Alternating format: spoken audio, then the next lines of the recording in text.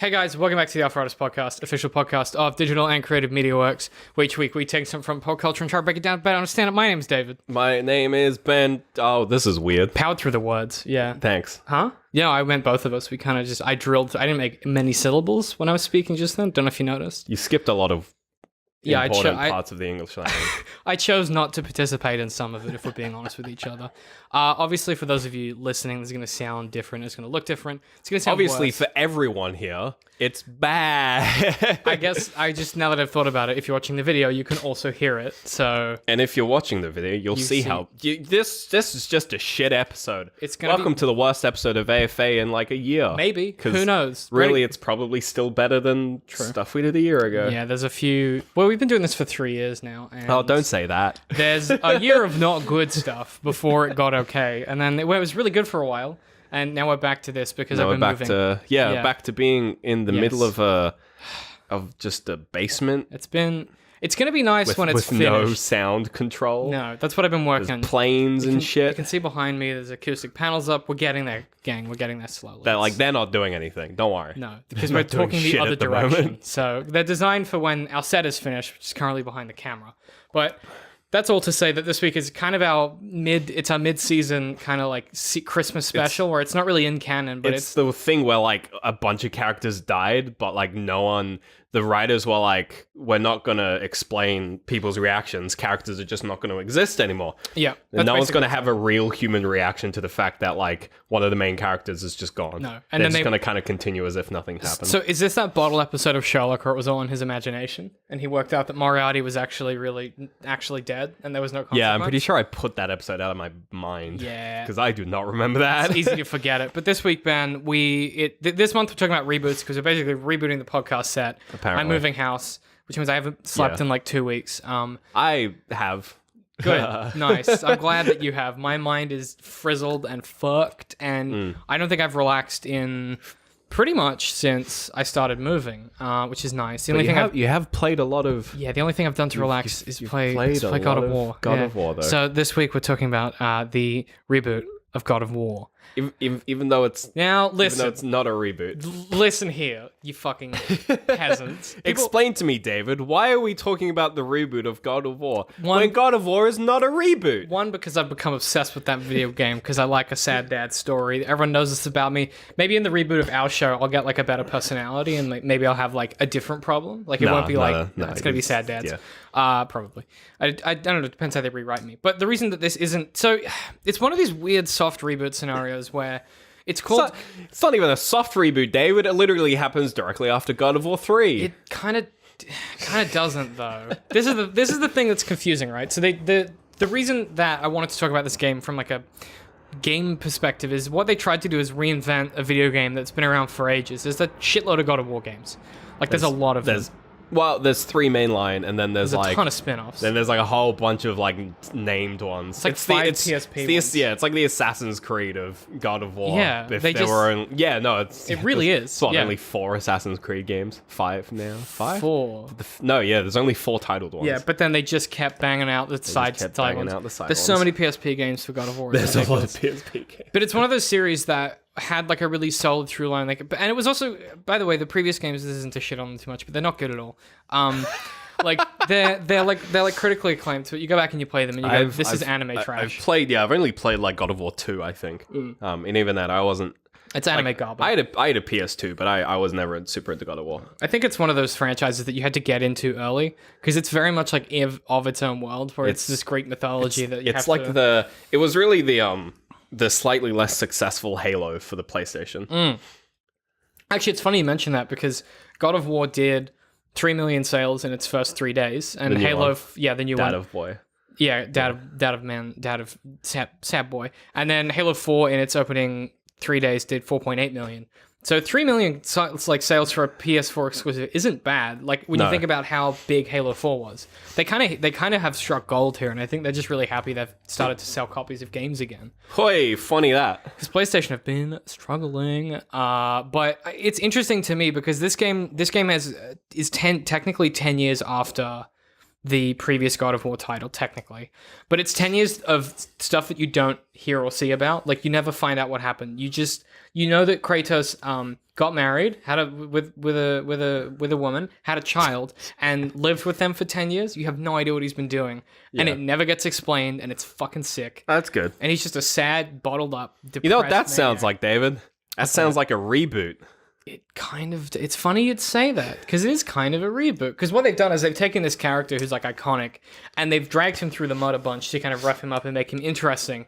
And it's weird that the thing that would make this anime style lunatic interesting is giving him a kid. Like, that's weird. They've taken the facial hair slider and just gone like, oh shit, my hand slipped. They went, guys, beards are in. They had the dad bod slider, and they're like, whoops. They had the shoulder width one, and they just kept pushing it up. But it's weird to me because people that like the original God of War games, they're either really, really hot or really, really cold on this game. Like, they either think it's the greatest invention since sliced bread, or they fucking hate everything about it. And that's not something you normally see in like a reboot. Normally a reboot, it's like, because Halo 4 was like the ending, and then Halo 5 tried to be a reboot, and it was not good. And it's interesting to me that people who love the original ones were like, this is dog shit doo-doo. Well, it's like I feel like you can compare this quote-unquote reboot of God of War really closely to like the Tomb Raider actual reboot, because yes, they sort of had a similar lineage where, you know, they had like an original series of games. Tomb Raider was always a bit kind of like, you know, it was Tomb Raider. It was a bit fucking here and there. Yeah, they weren't necessarily all like, there were sequels, but they weren't. It was more of just like the character and the... Yeah, Lara Croft was the carrier in the world. But then when they were like, Squeenix was like, we're going to make a character out of Lara Croft. Yeah. So we're just going to make her younger and make her They kind of went in hard on that just one, huh? make her kill a lot of people. She does a lot of good murders. Whereas that is like a real hard reboot, and kind of... If you play like the original Tomb Raider games, and you play like the new Tomb Raider, they're mechanically still kind of the same. They have a lot of similarities. It's like, sure, the control scheme is different, and like the new games are very much just kind of like Uncharted clones. But like the original Tomb Raiders are like what Uncharted would have been in like the early 2000s and late 90s. It's funny you say that, because the new God of War is it controls basically like The Last of Us, and plays a lot like The Last of Us, but functions. But like the functional game systems are pretty much the same as the other God of Wars. So they've kind of done the same thing, which I think PlayStation's really good at this. They find something that... The man himself, PlayStation. The man placed Sony PlayStation, Mr. Sony PlayStation. Mr. Sony Worldwide. Yeah, exactly.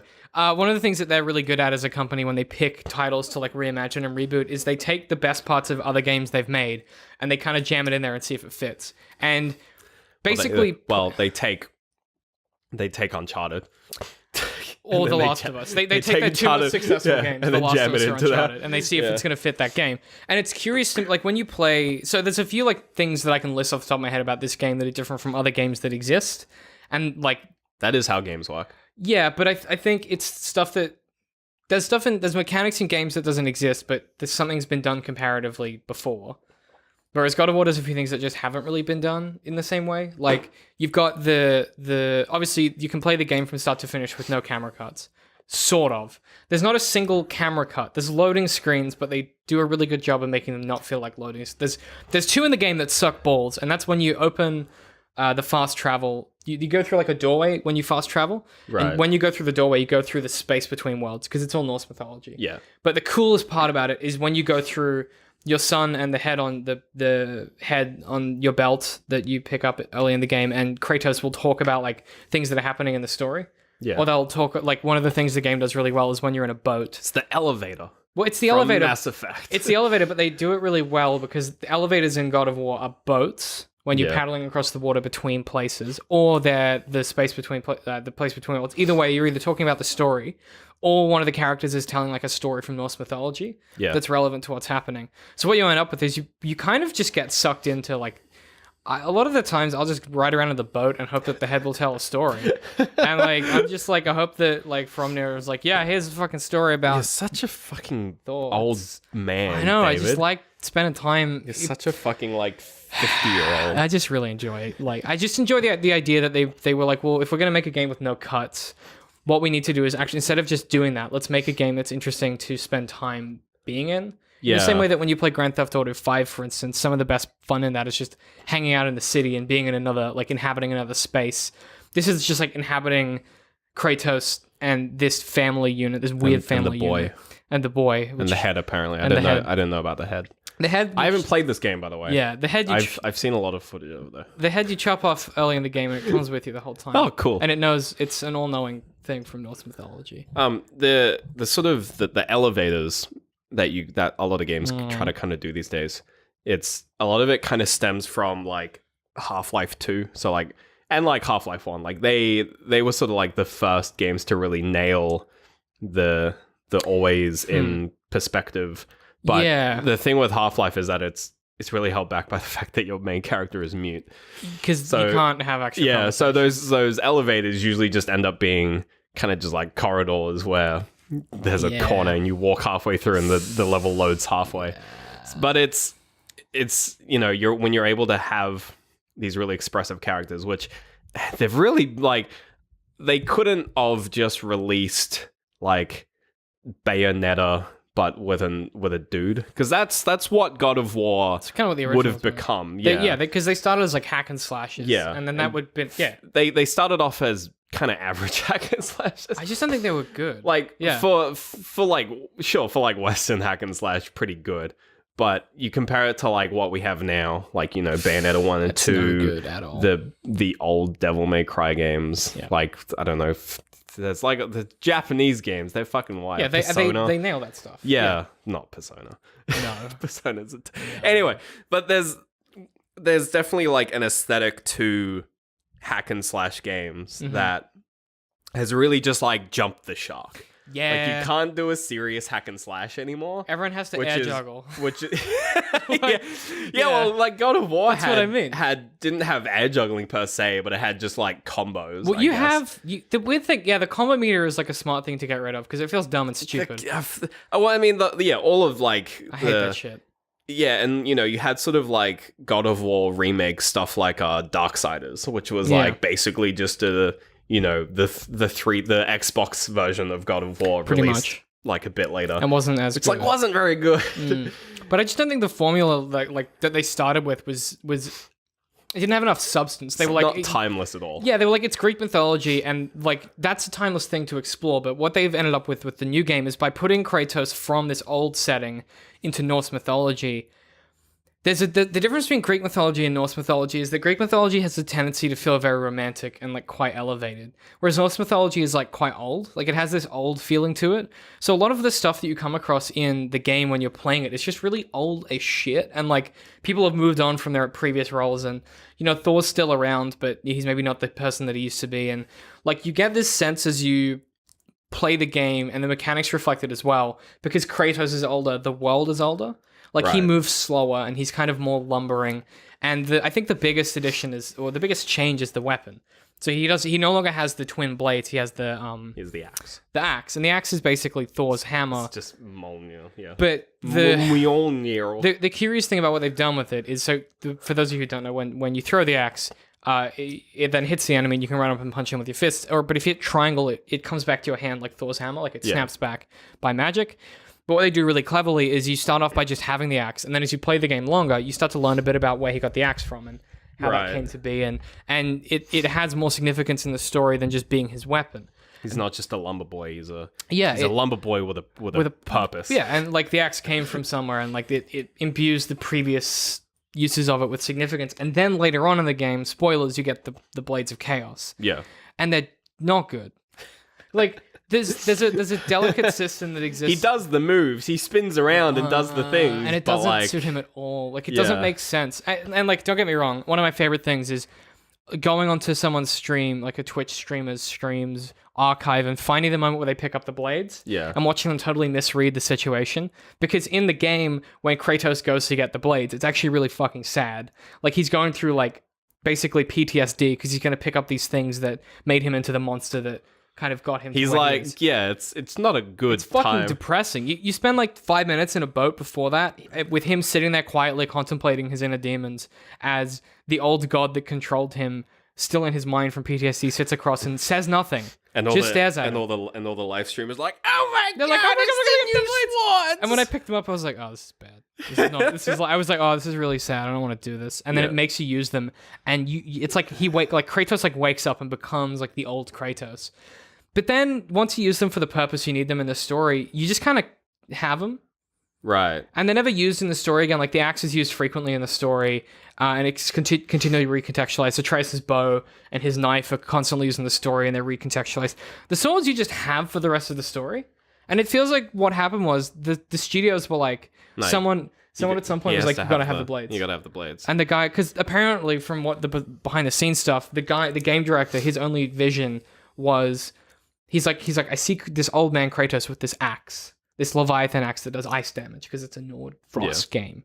And that was his only direction. And it feels like what's happened is after they finish they're like, they're like, where are the blades? They go, where are the blades? And they go, like, well, you see, we didn't put the blades in. What he does is he punches people and then he's got the axe like, also. yeah, but where are the blades? They're like, you could put some cool blade stuff in. Maybe he could like throw the axe and then pull the blades out. And they were like, no, we've built a system already where if you throw the axe, you have to use your fists, and it's a trade-off in damage and stun, and it works really well as a system. But what about the blades? And it's like, fuck. So they put them in, and they just feel... You know in a game when you can sense something doesn't quite belong? Like in the Ninja Gaiden series, there's a few weapons where like you have the katana that feels naturally in the game. Yeah. But there's one set of items in one of the games that is a giant fucking Reaper scythe, and it doesn't fit the game at all. It feels weird. Like it doesn't make sense. Like... I feel like you can sense anachronisms in video games, and that's definitely one of those times where when you use it, they don't feel like they belong in the game. It seems like a sort of it's like a white phosphorus moment, but like without the white phosphorus. So Spec Ops: The Line. Yeah, it's that turning point where it's like, you know, using the big weapon. There's no going back after that. Yeah, but. Instead, Spec Ops: The Line, and there's actually no going back from there. And it's just like, you got a new power up. It's like Legend of Zelda, and you got a new item.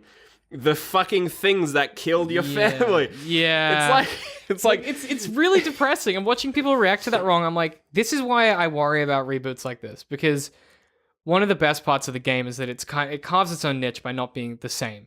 Like you and like it gives the player character like a set of tools, and even like the bow that Atreus has. You start off thinking it's a waste of time, but it becomes really important in combat to use that appropriately. Yeah, and it feels like it's part of the game because it feels like Kratos, as he's getting older, relies on that. By introducing this other element later into the picture, it's kind of like there are power-ups in certain games that kind of break the gameplay late in the game without you realizing it's happening. Where they're like, oh yeah, like it'd be kind of like in Zelda when you finish Breath of the Wild, you get that bow that destroys the shit out of Ganon during that boss fight. It'd be like if you just kind of held on to that afterwards. You'd be like, oh, this is kind of ruining the game. Yeah, and it just kind of feels like it feels shitty, and I don't know how to explain it other than because it's a relic of the previous titles. It makes sense in the story to include it, but then to leave it in is sort of like I don't understand. Yeah, it doesn't make any sense to me to keep it in. One parallel to bring it back to Lara Croft is that in the new game that got sort of announced, it's like Rise of the Shadow of the Tomb Raider or some shit. Yeah. It's like Rise of the Planets of the Apes for the War of whatever. For the War of the Tomb. I believe that I may be wrong, but like what I've seen is that they're really adamant about not having the dual pistols, even though this reboot Lara Croft, who was like meant to be the young Lara Croft, even though she's like at the age where like if they wanted to tie it to the, you know, they have the opportunity to tie it into the original games because they started so much further before and have it be a prequel. Yeah. They were like, this is my understanding, they were like, we're not giving her guns. What's their aversion to the pistols though? Because she has literally like AK-47s and handguns and revolvers. That's the problem. Like they've set up this character where like this is like a critique of the Lara Croft games in general, where like her as a character, she's a human being. And she's like, you know, scared and like usually in trouble and like getting kind of like wrecked. But then it's like you just run around killing people. I feel like if Indiana Jones was also a mass murderer, like which is Nathan Drake. That's what Nathan Drake is a character. That's why I can't get into Uncharted. But it's a similar thing where like if they gave Lara Croft like the guns and she just went on like a wild killing spree, you'd be like, doesn't make any sense. It's like, you know, congratulations, you've tied it to like the original Lara Croft games, but like it would have been like exactly the same, where it's just like they just kind of become normal. Yeah, This is kind of the reverse, where they've set up a character like the OG Kratos, where it's like he's like a mass murdering fuckhead with the Chaos Blades, and you take them away, and it's like okay, cool, breath fresh air. Yeah, it's nice. You're deliberately making a choice to change the character, but then it's like giving them back without the problems. If they taken away, here's you can do it well though, right? So if it was for a story reason, so the reason that Kratos has more equipment now is he's got this retractable arm shield thing that's fucking sick and defies the laws of physics. But it's like a gladiator shield that pops out of his wrist. It's one of the coolest ideas for a shield I've seen in a game, because it avoids that problem of where does the character put the shield when they're not using it. On the back, but then it just kind of disappears. Which the genius thing is like it's on his wrist, and you can see everything that's on him. The problem, and also like when you pick up quest items, he puts them on his belt so you can see them, and the head's there. And like the game is really good at giving itself reasons to do things in a certain way, and to make you feel like that everything is real. Everything that Atreus carries, you can see on him. These characters exist in this world, and the world feels real in that way, which counteracts the fucking world snake that's so tall that when it moves, it shifts half of the lake because its body had flooded half of the country. Like all the stuff that's crazy, like Norse mythology stuff, is offset by how real like the characters in it feel and the actions they're doing. And the reason that Kratos has the extra stuff is like he's older. He needs like more stuff to help him survive. Right? He's Logan. Yeah, well, that's the thing. And he's got that, at the end of Logan kind of takes he juices up and he goes on the rampage. Yeah. Kratos can still do Spartan Rage like in the other games, but it's not the flippy, tricky, crazy. He's just kind of a bit angry. He just gets real angry and punches people a bit harder. Yeah. And like he just punches people a lot. He doesn't necessarily punch them harder. And it's like, it gives him a weight to it, and it makes sense because that's always going to be part of his personality. He's always going to have that rage. But by not taking away the tool set that he built to not have to use the blades, because that's why he has the shield, and that's why he takes his wife's axe and all the others, is so he doesn't have to use the swords because he doesn't want to, because they made him into the monster that he is.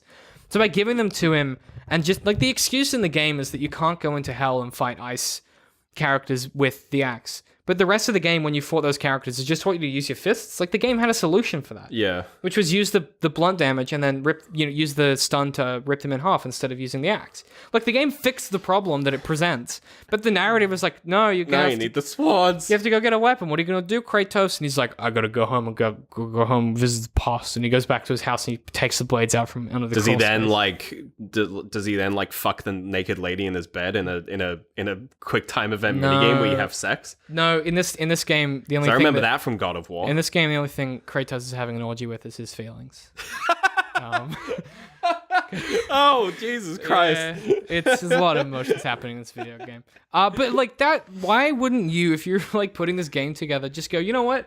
For this quest, because that would have been a fucking sick, nasty. Just like, for this time, you're a wild angry boy, hog boy, crazy man, axe. And then we take him away, and then he puts him back, and you could maybe this is what you do. Maybe the way that you fix this, fucked up for a bit. Yeah, but instead they're like, no, just hang on to him. And then like the kid even asks, he's like, hey, what are those? And Kratos is like, I don't want to talk about it. And I'm like, but why? Like, I get that. Why not just put them back? Or like, it just feels to me that if you're gonna go to the effort of recasting this world and this character and putting him in a new position, why then just give people that like the original games, like I guess like it doesn't, you don't have to use them ever, but they do stick on your back as a permanent forever. Reminder. You can't put them in a permanent reminder of the previous game's existence. The solution would be if you went back home, you could put them back under the crawl space. Yeah, I'd be happy. I'd be like, wow, this game, choose. It's an option. Yeah, this game's really smart. And like at the end of the quest, the kid could be like, what are those? And then it could be like, you can either go home and put them back, and that's always a quest you can do, or you can go on with your journey. Yeah. That would be like really cool. Maybe there's like an alternate ending where like he gets like a little bit more fucked up. Yeah. Maybe you could have gone all in on these fucking swords. I don't know why you wouldn't. You can either use the axe or the swords, but you'll be a little fucked up if you use the swords. If you use the swords, you're gonna be Maybe you'll have like a little crazy boy meter. Maybe you'll hit your kid. And Who like knows? that makes everyone happy. You know, if you're someone who enjoyed the previous games, you could just go all out and be a crazy arsehole. They flirt with that idea by when you come back and you have the swords. Atreus is like a little cunt because he's real angry all the time. Yeah.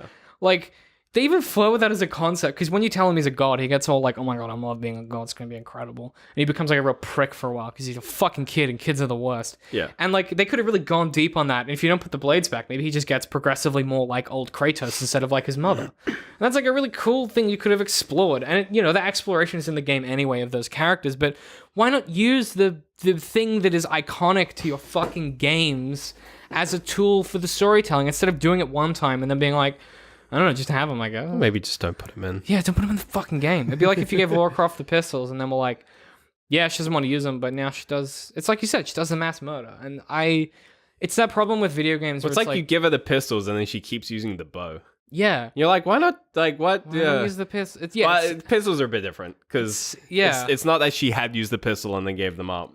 Yeah, it's more... It's like canonically she hasn't used the pistols yet. Which is, it's a bit different. But it speaks to that like play narrative thing that is kind of problematic, where it's the equivalent of like in a Halo game when you're on a level where you shouldn't have like a sword because it makes the level too easy, but you've carried one from a previous level. Yeah. And like the play narrative doesn't make any fucking sense, because like you shouldn't be able to do the things that you're doing. And it kind of breaks... And obviously you choose to do those, but the game lets you do it, and it kind of breaks the game a bit. But it breaks your experience of it. It doesn't like make the game any worse. And that's kind of what the swords end up doing, and like the biggest problem is the one enemy that is the worst fucking enemy in the game to fight, which is the flying guys with wings, because they are not fun to fight. Everything else in the game is a joy to fight. The fucking flying things are just a pain. Yeah. And the swords are really good against them. And they're the only time I use the swords, and it feels like a cheap solution to not just making them good enemies. Yeah, not making them fun. Yeah. And they already had a solution for the ice thing, so why fucking bother in the first place? I just don't understand. Like, in a game that's basically perfect, it makes no fucking sense. Yeah. And like, this game's getting 10 out of 10s and stuff. And yeah, I walked in JB Hi-Fi, and like there was just a big old sign on the wall that was just like, this game has gotten 12 10 out of 10s, and I was like, what does that even mean? It's pretty fucking good though. It's like, what does that mean for a video game? The weirdest thing too I've got 3 10 out of 10s. Oh my god. I've got 5 10 out of 10s. IGN gave it a 9. They're scum. I thought they gave it a 10. No, I don't know. I'm pretty sure they gave I'm it a not 10. paying attention. Yeah. I don't know. But like I just worry that if the trend is like with reboots and stuff, and we've seen this a lot with when they try and bring something back. So like you saw this with like BVS, Batman v Superman. They tried to drop in elements of Bruce Wayne from the Dark Knight trilogy, and it just didn't really work. And I feel like they tried to drop in an entire Batman character, and it just didn't fucking work. Turns out you have to you kind of have to build one of them. Yeah. Huh? Kind of build one of the Bruce Waynes, huh? Yeah. But then you look at like the difference between what they've done with, stuff like the Halo franchise, where they tried to kind of soft reboot it, and it worked really well, because what they did first is they ended it. Halo 4 was like the end of the Halo franchise. Well, they ended God of War with God of War 3. But what they didn't do... But yeah, I was going to say, no spin-offs that happened in between. But what they kind of didn't do was like they left enough of a gap in the world, because there's a 10 years you don't know what happened. Yeah. And Kratos hasn't been Kratos for 10 years. I mean, the fact that they don't even tell you what happened in that 10 years is like a very explicit decision to like separate from the past. Yes. It definitely does seem like an executive decision to bring the swords back.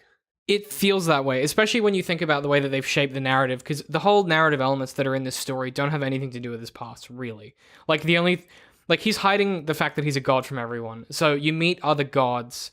It's actually a lot like American Gods, the TV show, where he meets other gods who he doesn't necessarily know are gods, but they kind of consensus that they're both gods. Yeah. And then he's kind of being hunted by Odin and his family, but you don't know why, and it's not related to his previous life. And that's the smartest decision they make. It's for something else that you kind of unravel as the story goes on. You killed my good pal and best bud, Zeus. Well, you do eventually rip someone's face off. Well, you do kill one of his, I think, nephews or something, but that's because of the reason that he's already pursuing you. So you kind of get yourself into deeper shit. Not because you killed Zeus. Does he kill Zeus? I don't fucking know. I think Doesn't he Zeus kill I think everyone's dead in those ones. Yeah. But then you go to hell in this game and you see some shit. It's kind of buckwild. But I don't know. It stresses me out that you can do such a good job and then apparently like make a decision like that kind of cheapens a lot of the hard work that you've already done in that space. Yeah. And that just sucks for them, because they did such a good job with the rest of the game, and I kind of feel really bad for them. And whether it was their decision or whether it was the I don't know. I don't want to blame like the studio or the executive. It could have been anyone. Well, they could have just been like, the fans are really going to want the blades, we should put them in.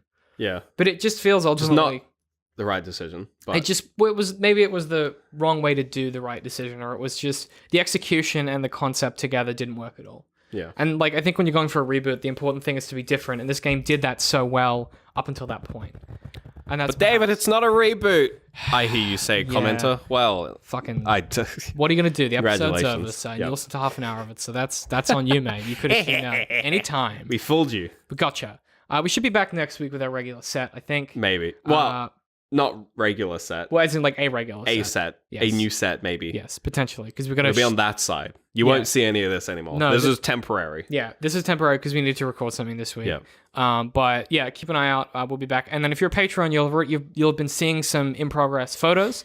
I thought you in some improv photos. We're taking improv classes. It's fucking desperately needed. I am so tired. In progress photos.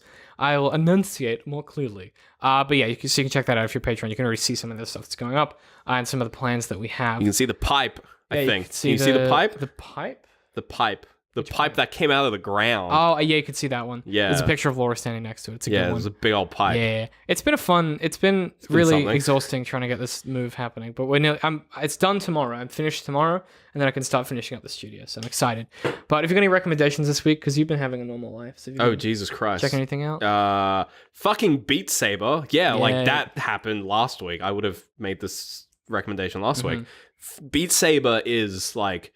It's the Guitar Hero for VR. It is fan-fucking-tastic. It looks incredible. It's so much fun. Yeah, every time I see someone play it, I'm like, sick. Oh man, I could talk about it for hours, but I won't. But it is fucking phenomenal. What's it on? Is it just on Steam?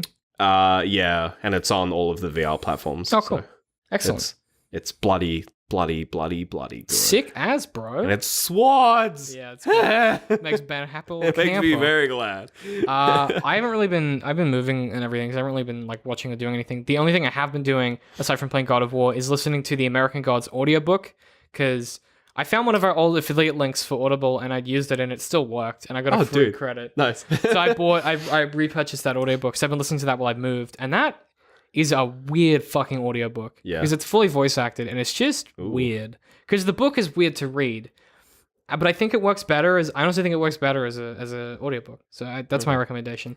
There you go. If I could dig up the link, I'll put it in the show notes so you can get that Audible.com / But I don't know where that would be. Yeah. Something. I can't remember, but I can find that out. But yeah, that's pretty much it. The only other thing that I think I've been getting into, there's a new album out this week that I've been digging.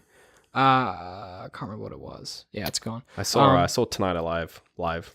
Oh, nice. They're fucking last sick. week. They were really good. I love them. Very positive. Excellent. Yeah. Very good show. Positivity's good. Yeah, they were very nice. Yeah. Oh, that was what I was going to recommend. I retweeted it, but if you've been into the indie shit like I have lately, Camp Cope did a Live at the Wireless set, and it's fucking good. Ooh, yeah. And it's like, actually, yeah, no, I heard that as well on the radio. It's crazy. Heard down the Wireless live. Got him. It's weirdly like listening to. It's so weird. It's such a respectful rock concert. I love it. But yeah, make sure you check that out. I really love it. Yeah. And yeah, I think that's all I got for this week. So I've been moving. The other thing I was going to recommend is Adley, a friend Adam. That Adley has a Sea of Thieves video that he made that I think is like fucking incredible. Like it's just really well put together. So go check that out. I'll try and link that in the show notes. Otherwise, if you just I love you, Adley. Yeah. What's up, bro? Shout outs. Yeah, but as always, Ben, where can people find us? Facebook. DCMworks Social. YouTube. YouTube.com/DCMworks. Twitter. We're at DCM_works on Twitter. Twitter always trips me up. I don't know why. I think it's the @ that I always forget. Yeah. Patreon. Patreon.com/DCMworks. We have a new episode of Interface going up this week because I have computers. I can edit again. Oh, it's happening. And then we're going to get back into it next week when we're all set up. And it's going to be... we have to re-record episode 4, part 4. I've already made a post about this on the Patreon because you were really sick and I lost some of the other audio from that. But that's good because I won't be a sniffly dickhead this time. When it's finished, I'll just be a regular dickhead. Yeah, I was gonna say a normal dickhead. When it's done, you'll be able to just buy the whole thing as like a bulk for like $2. And you can just download it if you don't want to be a Patreon. But if you're a $3 plus Patreon, you get access to that plus 52 episodes of Patreon exclusive content and counting. It keeps getting higher and higher. There's stuff like our Road to Infinity War podcast. There's the Interface audiobook series. There's Aaron and I talking about writing. There's going to go up very soon an exclusive sneak peek at the audiobook for my novel that's coming out this month. God, the novel's not even out yet. The novel's not even out yet, and you can get a fucking cheeky peeky. I've read the novel, kind of nearly most of it. You haven't read. I've read parts of it. You've read a version that's like 2 months old. It's totally different. I read a version that was like 3 years old as well. It's been out for a while. We've been working on it for a long time. And I'm really proud of it. And the book will be coming out soon anyway. I'll be posting about that at socials when it's out, but you'll be able to order that from anywhere in the world and get a physical copy, the audiobook, or an ebook. And I'll keep you guys updated with that stuff if you just follow us on Twitter. But if you want to follow us individually, I'm at DC at my Hey Pie. I'm at Literal Citrus. And we will see you guys next week. On the other side of the room. On the other side. Yeah. Also the other side of the week. And I guess the world if you travel far enough. Oh, please don't leave that burp in. That's been building for a while. Oh, you had that one cooking? Yeah. Okay. Gross. It's really gross.